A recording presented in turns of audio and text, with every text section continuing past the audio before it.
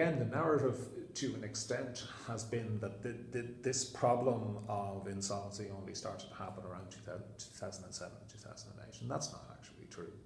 There were plenty of signs long before then that people had got involved in a series of credit agreements, and I think this is something that is sometimes forgotten.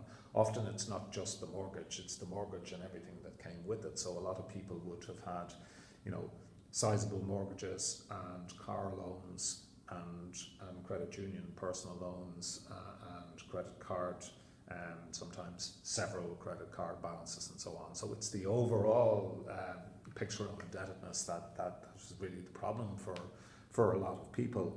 I mean, the suggestion that people, bit off more than they could chew in terms of taking on large mortgages may be true in certain instances, but what we also have to remember is that a lot of people who wanted to buy a family home, first of all, the state encouraged it and relied upon it as a source of finance for public spending in the form of stamp duty. So, every property transaction brought revenue into the state. In fact, it took a disproportionate amount of taxation compared to income tax for a certain point of time.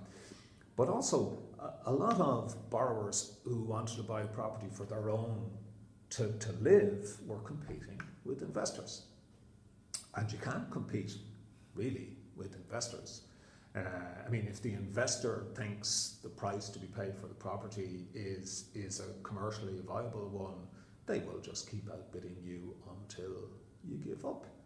That led to quite a number of people paying outrageous sums for family homes. Now, you can call that greed, or you can call it competition, where the odds are stacked against the consumer borrower, for want of a better word.